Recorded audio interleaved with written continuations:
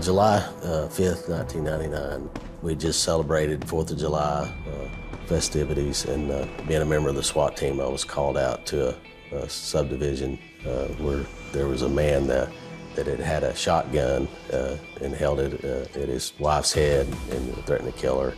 By the time Deputy Johnny Rose of Granbury, Texas arrived on the scene, the man had fled into the woods.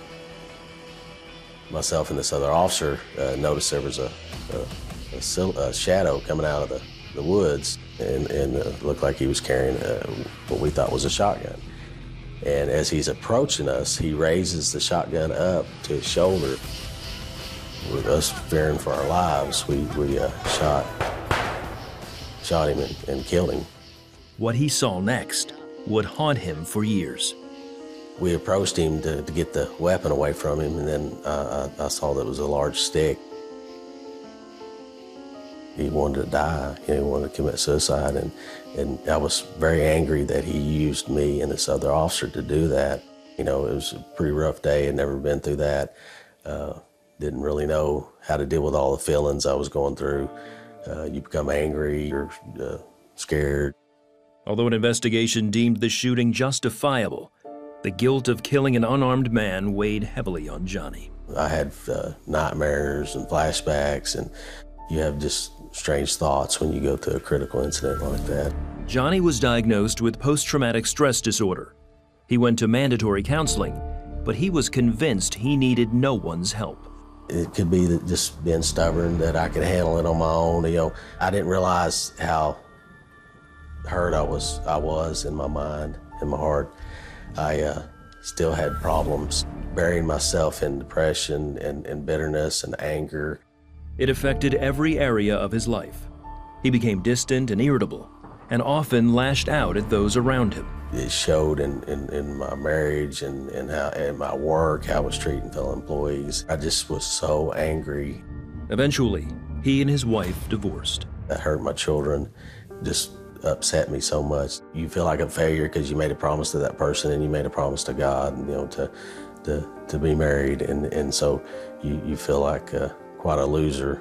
Johnny sank into a deep depression that would last for 5 years. It was a pit I couldn't get out of. I just felt like that nothing really mattered. Then, after a string of failed relationships, he realized he needed help. I'd just broken up with a girlfriend. That was just the straw that broke the camel's back, and I'm like, you know, this is it. I cannot do this myself. I think I'm a big bad cop. I can't handle this. Johnny had been raised in a Christian home, but never felt he needed Jesus in his life, until now. I needed to turn to Jesus. Jesus, you gotta take this, and you gotta handle this for me, and you know, I'll give it all that I've got for you, and you know, I need you, and you know, please come into my heart. After he prayed, Johnny dusted off the family Bible and began reading. There was a weight lifted. I felt different. You know, I felt like that anger and bitterness was gone. My life became much better. You see things different as a believer, and I wasn't sure what was going to happen, but I knew that it would be okay. He has since remarried and has a good relationship with his daughters. He also continues to work in law enforcement in Texas.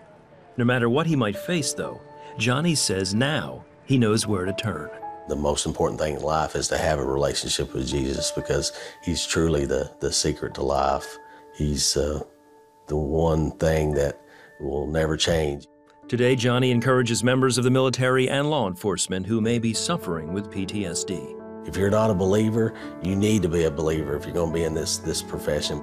Nothing is impossible for God. Nothing's too hard for God. He created me and you, and he's worried about us, and he loves us. You know, that's a pretty amazing thought. Turn to Jesus, and he can give you peace of mind. That's what he's given me, is peace of mind.